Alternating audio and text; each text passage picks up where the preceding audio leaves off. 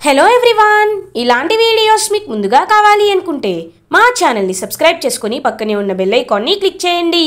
Upcoming రివ్యూలోకి వెళ్ళిపోదాం. Episode start అవ్వగానే Mahindra మనుని meet అవుతారు. మనుని మహేంద్ర క్వశ్చన్ చేస్తూ ఉంటారు. అనుపమ ఎందుకు ఇలా బిహేవ్ చేస్తుందో మాకు అర్థం కావటం లేదు. అనుపమకి నీకు మధ్య ఏం గొడవైందో నాకు చెప్పు మను అని అడుగుతారు మహేంద్ర. సార్, చెప్పినా మీరు ఏం చేయగలరు? కొన్ని గొడవలు అంతే సార్, వాటిని మనం ఏమీ చేయలేం అని అంటాడు మను. చూడు మను, నేను నీ తండ్రి స్థానంలో ఉండి నిన్నిలా అడుగుతున్నాను అని అనుకో. నేను నీ తండ్రి నన్ను అనుకొని నాతో చెప్పు మను. మన మధ్యలో కూడా దాపరికాలు ఎందుకు? ఒకప్పుడు మీలాంటి పరిస్థితే నేను రిషికి, నా భార్య జగతికి మధ్య చూశాను.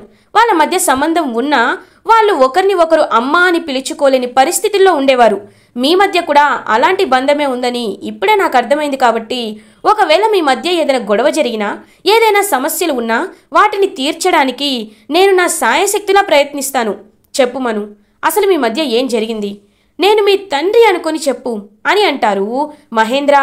మను అలా ఎమోషనల్గా మహేంద్ర వైపు చూస్తారు. సార్, మీరు ఆ మాట అన్నందుకు నేను ఎంతో హ్యాపీగా ఫీల్ అవుతున్నాను. కానీ అన్ని విషయాలు అందరితో చెప్పుకోలేం కదా సార్ అని అంటాడు మను. అది కాదు మను అని అంటారు Mahindra.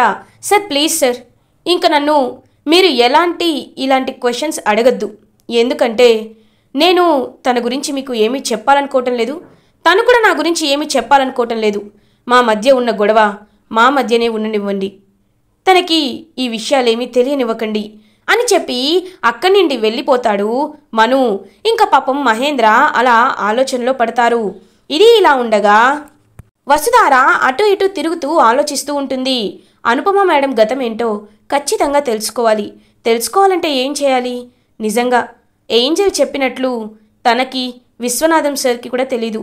Anupama madam best friend అయినా మహేంద్ర మావయ్య గారికి కూడా తెలీదు. మరి ఈ నిజం ఎవరికి తెలిసి ఉంటుంది అని ఆలోచిస్తూ ఉంటుంది వసుధార. అదే టైంకి వసుధారాకి ఒకరు గుర్తుకు వస్తారు. వెంటనే ఏంజెల్ దగ్గరికి వెళ్తుంది వసుధార. ఏంజెల్, నాకు ఒక ఐడియా వచ్చింది అని అంటుంది వసుధార. ఏంటి వసుధార అని అడుగుతుంది ఏంజెల్. మనం అనుపమ మేడం గతం గురించి ఆలోచిస్తున్నాం. తన గురించి పూర్తిగా ఒకరికి తెలుసని నేను అనుకుంటున్నాను అని అంటుంది వసుధార. ఎవరు వసు అని అడుగుతుంది ఏంజెల్. అదే ఆ రోజు హాస్పిటల్కి వచ్చారు కదా మను గారి బామ్మగారు, తను చాలా బాధపడ్డారు కూడా.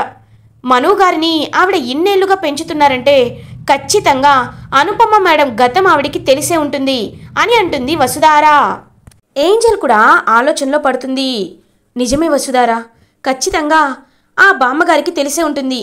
అసలు ఆవిడికి అత్తయ్యకి సంబంధం ఏంటి? ఆవిడ దగ్గర మాత్రమే మనుని ఎందుకు అత్తయ్య వదిలిపెట్టారు? ఎందుకు పెంచాలి అనుకున్నారు? ఖచ్చితంగా ఆ బామ్మగారికి నిజం తెలిసే ఉంటుంది. మనం ఆవిడ దగ్గరికి వెళ్ళాలి అని అంటుంది ఏంజెల్. అవును ఏంజెల్, కానీ ఇప్పుడు కాదు, రేపు మార్నింగ్ వెళ్దాం. ఎందుకంటే ఆ టైంకే మను గారు ఖచ్చితంగా కాలేజ్కి వెళ్ళిపోతారు. కాబట్టి మనకి మను గారు ఇంట్లో లేనప్పుడే ఈ నిజాలన్నీ తెలుసుకోవాలి అని అంటుంది వసుధార. ఓకే వసు అని అంటుంది ఏంజెల్. అదే టైంకి కరెక్ట్గా మహేంద్ర ఇంటికి వస్తారు. ఇంకా మహేంద్ర డల్గా ఉండడం చూసి వసుధార మహేంద్ర దగ్గరికి వెళ్తుంది. మావయ్య గారు, ఏంటి అలా ఉన్నారు అని అడుగుతుంది. ఏం లేదమ్మా, మనుని ఎంతలా నిజం అడుగుతున్నా మను కూడా నిజం చెప్పటం లేదు. వీళ్ళిద్దరికీ ఈ విషయంలో పోలికలు కరెక్ట్గా కుదిరాయమ్మా. అనుపమ కూడా అంతే, ఎంత మనసులో బాధున్నా పైకి నిజం చెప్పటం లేదు.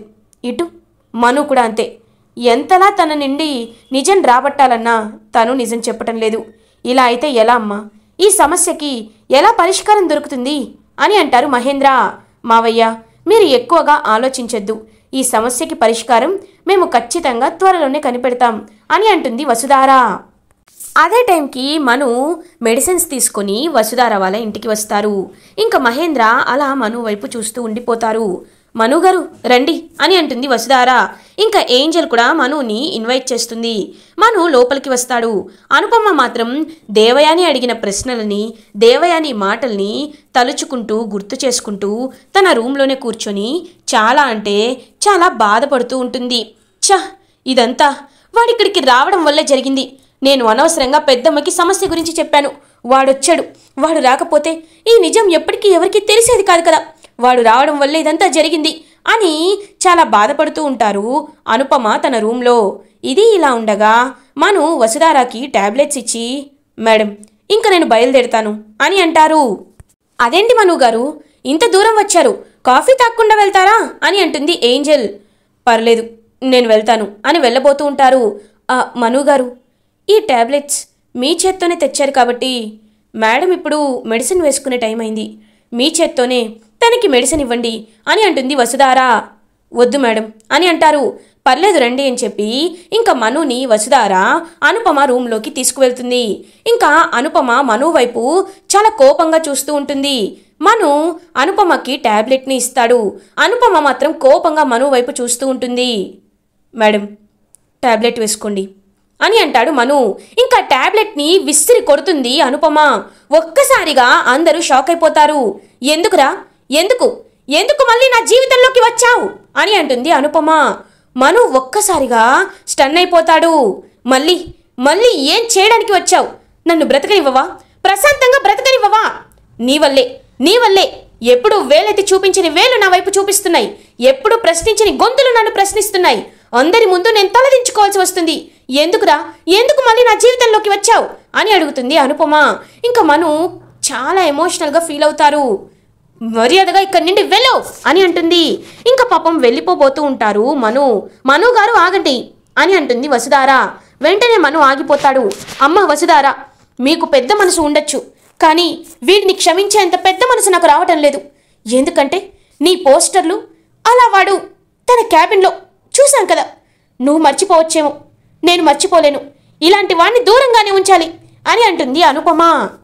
మేడం, మీరు నిజ నిజాలు తెలుసుకోకుండా మాట్లాడుతున్నారు.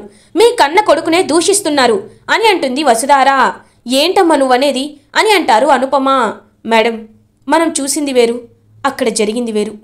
ఆ రోజు క్యాబిన్లో కేవలం నాది మను గారి పోస్టర్ మాత్రమే మీరు చూశారు. అది చూసే మీతో సహా నేను అపార్థం చేసుకున్నాను.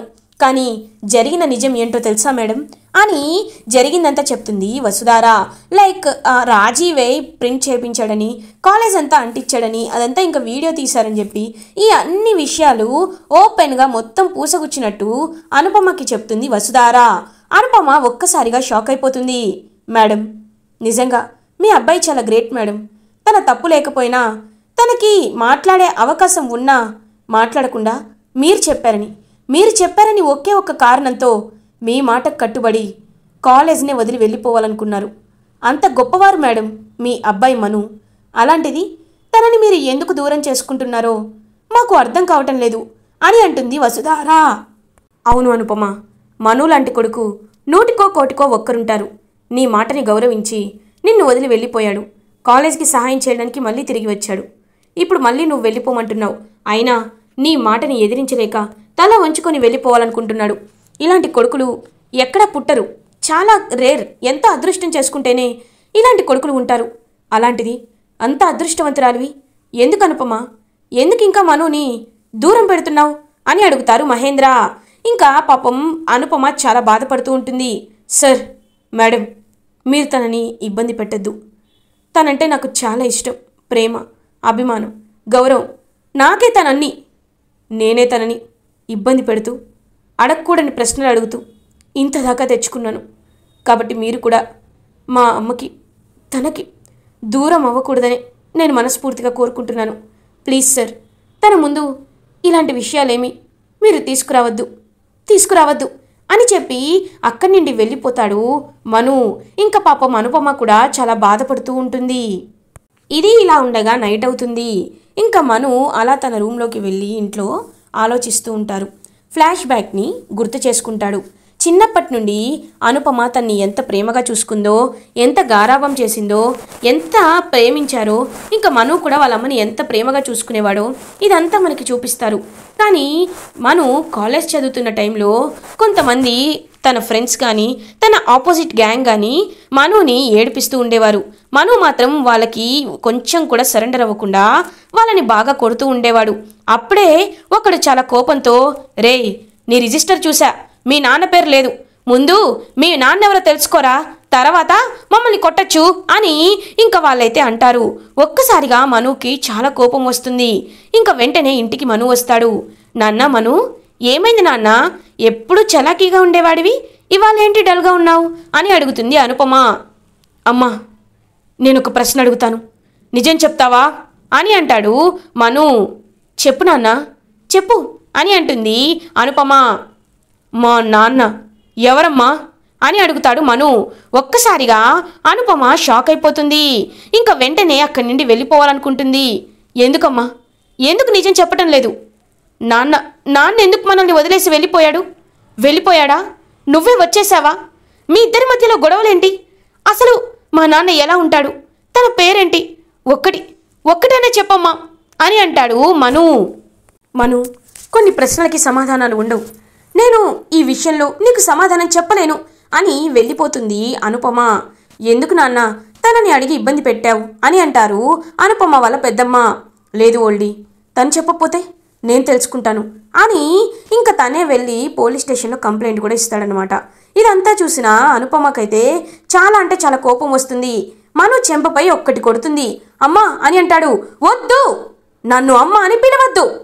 నీకు నాకంటే ఎవడో తెలియని నాన్నే ఎక్కువైపోయాడు కదా. నాకంటే నీకు తన్నే తెలుసుకోవాలని కుతూహలంగా ఉంది కదా. నేను ఎంత వద్దంటున్నా, చెప్పొద్దు వెతకద్దు అంటున్నా నువ్వు నీ ప్రయత్నాలు ఆపడం లేదంటే నీకు నాపై గౌరవం లేనట్టే. నా మీద ఒట్టు, ఇంకొకసారి నీ నోటితో నన్ను అమ్మ అని పిలిస్తే నేను చచ్చినంత ఒట్టు అని ఒట్టేయించుకొని అక్కడి నుండి వెళ్ళిపోతుంది అనుపమ. ఇదంతా మను ఫ్లాష్ బ్యాక్ని గుర్తు చేసుకొని చాలా బాధపడుతూ ఉంటాడు. అమ్మా, నేను చేసింది తప్పే, ఇన్నాళ్ళుగా క్షమించమని అడుగుతున్నాను, కానీ ఎందుకు నన్ను క్షమించటం లేదు అని చాలా బాధపడుతూ ఉంటాడు మను. ఇది ఇలా ఉండగా మార్నింగ్ అవుతుంది. ఇంకా మను కాలేజ్కి బయలుదేరుతాడు. వెంటనే అనుపమ వాళ్ళ పెద్దమ్మ, మను, నీకు ఎన్ని సమస్యలున్నా కాలేజ్లో మాత్రం నువ్వు ప్రశాంతంగా ఉండాలి, సరేనా అని అంటారు. సరే ఓల్డీ, వెళ్ళొస్తాను అని ఇంకా కాలేజ్కి వెళ్ళిపోతాడు మను. ఇంకా వసుధార అండ్ ఏంజల్ అయితే ఇద్దరు మను అలా కాలేజ్కి వెళ్ళిన వెంటనే మను వాళ్ళ ఇంటికి వెళ్తారు. ఇంకా అలా అనుపమ వాళ్ళ పెద్దమ్మని మీట్ అవుతారు వసుధార అండ్ ఏంజల్. నమస్కారం బామ్మగారు అని అంటుంది వసుధార. రామ్మా కూర్చో. ఏంజల్, నువ్వే కదా, రా కూర్చో. ఏంటి ఇలా వచ్చారు? మను ఇప్పుడే ఆఫీస్కి వెళ్ళాడు, కాలేజ్కి అని అంటారు అనుపమ వాళ్ళ పెద్దమ్మ. మేం వచ్చింది మను కోసం కాదు బామ్మ అని అంటుంది ఏంజల్. మరి ఎవరి కోసమమ్మా అని అడుగుతారు. నీకోసమే అని అంటుంది ఏంజల్. ఒక్కసారిగా ఆశ్చర్యపోతారు అనుపమ వాళ్ళ పెద్దమ్మ. అవును, మీకే ఆ నిజం తెలుస్తుందని మేము అనుకుంటున్నాం బామ్మగారు. అసలు మను గారికి అనుపమ మేడంకి మధ్య ఉన్న గొడవేంటి? అసలు మను గారు ఎందుకని అనుపమ మేడంకి దూరంగా ఉన్నారు? అసలు అనుపమ మేడం భర్త ఎవరు అని అడుగుతుంది వసుధార. అనుపమ వాళ్ళ పెద్దమ్మ చాలా టెన్షన్ పడుతూ ఉంటారు. బామ్మ, నువ్వేమీ టెన్షన్ పడద్దు, మేము నిజం తెలిసినా ఎవ్వరికీ చెప్పం, కానీ వాళ్ళని కలిపే ప్రయత్నం చేస్తాం. చెప్పు బామ్మ, నిజం చెప్పు అని అడుగుతుంది ఏంజల్. అంటే అది అని తడబడుతూ ఉంటారు. మీరు ఏమీ పర్లేదు, ధైర్యంగా మాతో నిజం చెప్పొచ్చు అని అంటుంది వసుధార. అసలు అత్తయ్యకి పెళ్ళెప్పుడైంది బామ్మ అని అడుగుతుంది ఏంజల్. ఇంకా వెంటనే అనుపమ వాళ్ళ పెద్దమ్మ, అసలు అనుపమకి పెళ్ళే కాలేదు అని చెప్తారు. ఒక్కసారిగా ఏంజల్ అండ్ వసుధార షాక్ అయిపోతారు. మరి మను అని అంటుంది ఏంజల్. ఇంకా అనుపమ వాళ్ళ పెద్దమ్మ ఫ్లాష్ బ్యాక్లోకి వెళ్తారు. ఒకరోజు అనుపమ చాలా హడావిడిగా వర్షంలో ఇంటికి వస్తుంది. అను, నువ్వేంటమ్మా ఇక్కడ? చాలా రోజులైంది నిన్ను చూసి అని అంటారు. పెద్దమ్మ అని ఇంకా బాబుని చూపిస్తుంది అనుపమ. ఒక్కసారిగా అనుపమ వాళ్ళ పెద్దమ్మ షాక్ అయిపోతారు. అనుపమ, ఎవరి బాబు అని అడుగుతారు. అదంతా నువ్వు నన్ను అడగద్దు పెద్దమ్మ, కానీ ఈ బాబు ఇకపై నా బాబు, వీడికి నేను అమ్మగానే పెరగాలి, సరేనా అని అంటుంది అనుపమ. అను, ఇదంతా నువ్వు నాకెందుకు చేస్తున్నావో అర్థం కావట్లేదమ్మా. సడన్గా ఈ బాబుని తీసుకురావడం ఏంటి? తను నీ బిడ్డలా పెరగాలంటున్నావేంటి? అసలు ఈ బాబెవరు? ఎవరికి పుట్టాడు? ఏంటమ్మా ఇదంతా అని అడుగుతారు అనుపమ వాళ్ళ పెద్దమ్మ, అదంతా చెప్పడానికి ఇప్పుడు నాకు చెప్పాలనిపించడం లేదు. టైం వచ్చినప్పుడు అవే అన్నీ తెలుస్తాయి. కానీ నువ్వు మాత్రం ఈ నిజం ఎవరికి చెప్పకూడదు పెద్దమ్మ. ఈ బిడ్డ నా కన్న బిడ్డగానే పెరగాలి అని ఇంకా బిడ్డను చూపిస్తుంది బాబుని అనుపమ. ఇదంతా తెలుసుకున్న వసుధార ఆలోచనలో పడుతుంది.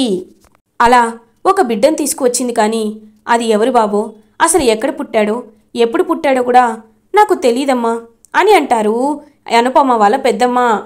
పోనీ ఏ ఇయర్ తీసుకువచ్చారో, లైక్ ఏ డేట్లో తీసుకువచ్చారో గుర్తుందా అని అడుగుతుంది ఇంకా ఏంజెల్. డేట్ అంటే అది కూడా గుర్తులేదమ్మా అని అంటారు. వెంటనే వసుధారకి ఒక ఐడియా వస్తుంది. బామ్మగారు, మను గారి బర్త్డే ఎప్పుడు, ఐ మీన్ మను గారి పుట్టినరోజు ఎప్పుడు అని అడుగుతుంది వసుధార. మను పుట్టినరోజు 8th నవంబర్ అమ్మా అని అంటారు. ఒక్కసారిగా వసుధార షాక్ అయిపోతుంది. ఏంజెల్ వసుధార వైపు చూస్తూ ఉండిపోతుంది. వసు వసు అని అంటారు. ఏంజెల్ అని అంటుంది. ఏమైంది, ఎందుకంత షాక్లో ఉన్నావు అని అడుగుతారు. ఏం లేదు ఏంజెల్, ఆ రోజు రిషి సార్ బర్త్డే అని అంటుంది వసుధార. అవునా, ఇది చాలా కోయిన్సిడెన్స్లా ఉందే. మను గారి పుట్టినరోజు రిషి పుట్టినరోజు ఒకరోజేనా అని అంటుంది ఏంజెల్. ఇంకా వసుధార ఏంజెల్ అయితే సరే బామ్మగారు వెళ్ళొస్తాం, కానీ మీరు మాకు ఒక మాట ఇవ్వాలి. ఇలా మీరు ఈ నిజాన్ని మాకు చెప్పినట్లు ఎవరికీ తెలియనివ్వకూడదు, ముఖ్యంగా మను గారికి అని అంటుంది వసుధార. తప్పకుండా అమ్మా, మీరు అనుపమని మనుని కలుపుతానంటున్నారు, నాకు అదే కావాలి అని పాపం ఇంక అక్కడి నుండి లైక్ సెండ్ ఆఫ్ ఇచ్చేస్తారు అనుపమ వాళ్ళ పెద్దమ్మ. వసుధార మాత్రం ఆలోచిస్తూ ఉంటుంది. వసు, ఏం ఆలోచిస్తున్నావు అని అడుగుతుంది. నాకు ఇదే చాలా స్ట్రేంజ్గా అనిపిస్తుంది మను గారిని చూస్తుంటే. ఏంజెల్, నాకు ఇదంతా ఏదో తెలిసినట్లు అనిపిస్తుంది. నాకు చిన్న అనుమానాలు కూడా ఉన్నాయి. అవన్నీ క్లియర్ అవ్వాలంటే ఒకసారి మావయ్య గారికి ఫోన్ చేయాలి అని మహేంద్రకి కాల్ చేస్తుంది వసుధార. హలో, చెప్పమ్మా వసుధార, ఏంటి కాలేజ్కి రాలేదు, ఎక్కడికి వెళ్ళావమ్మా అని అడుగుతారు. మావయ్య, అదంతా నేను తర్వాత చెప్తాను, ముందు చెప్పండి రిషి సార్ పుట్టిన హాస్పిటల్ నేమ్ ఏంటి అని అడుగుతుంది వసుధార. అది ఈ హాస్పిటల్ అమ్మా, హైదరాబాద్లోనే అని అంటారు. సరే మావయ్య, నేను తర్వాత కాల్ చేస్తాను అని కాల్ కట్ చేస్తుంది వసుధార. ఇంకా వసుధార ఏంజెల్ కలిసి రిషి పుట్టిన హాస్పిటల్కి వెళ్తారు. హాస్పిటల్కి వెళ్ళి అక్కడైతే ఇంకా ఒక చీఫ్ డీన్ అయితే కలుస్తుంది వసుధార. నేను డిబిఎస్టీ కాలేజ్ ఎండి వసుధార గారిని అని చెప్తుందనమాట వసుధార.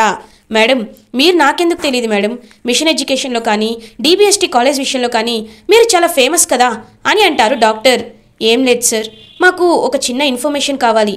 1994లో పుట్టిన లిస్ట్ అనేది నాకు కావాలి. ఇక్కడ ఎంతమంది డెలివరీ అయ్యారు ఆ లిస్ట్ నాకు కొంచెం కావాలి సార్ అని అంటుంది వసుధార. ఓకే మేడం, తప్పకుండా ఇస్తాను అని ఇంకా లిస్టు ఇచ్చి వెళ్ళిపోతారు డాక్టర్. ఇంకా వసుధార లిస్టులో వెతుకుతూ ఉంటుంది. వసు, నువ్వు ఏం చేస్తున్నావు అని అడుగుతుంది ఏంజెల్. ఒకసారి ఈ లిస్టులో జగతి మేడం పేరు కనబడితే నాకు వెంటనే చెప్పు అని ఇంకా లిస్ట్ అంతా చూస్తూ ఉంటుంది వసుధార. ఇంకా ఏంజెల్కి జగతి మేడం నేమ్ కనబడుతుంది. వసు, ఇదిగో జగతి మహేంద్ర భూషణ్ అని అంటారు. ఇంకా వెంటనే ఆ నేమ్ చూస్తుంది వసుధార. ఇంకా నేమ్ డీటెయిల్స్ చూసి ఒక్కసారిగా షాక్ అయిపోతుంది వసుధార. ఎందుకంటే ఆ రోజు జగతి మేడం డెలివరీ అయ్యింది ఒక ట్విన్స్కి. జగతి మేడంకి ట్విన్స్ పుడితే రిషి సార్ మాత్రమే మహేంద్ర సార్కి తెలుసు. అంటే రిషి సార్ ట్విన్ బ్రదర్ ఎవరో కాదు, మను గారా అని అలా షాక్లో ఉండిపోతుంది వసుధార. ఇంకా నిజం తెలుసుకున్న వసుధార ఏంజెల్ ఒక్కసారిగా స్టన్ అయిపోతారు. ఇలా ఎపిసోడ్ ఎండ్ అవుతుంది. ఫర్దర్ ఎపిసోడ్ రివ్యూస్ ముందుగా మీకు కావాలి అనుకుంటే మా ఛానల్ని సబ్స్క్రైబ్ చేసుకోండి. Thanks for watching.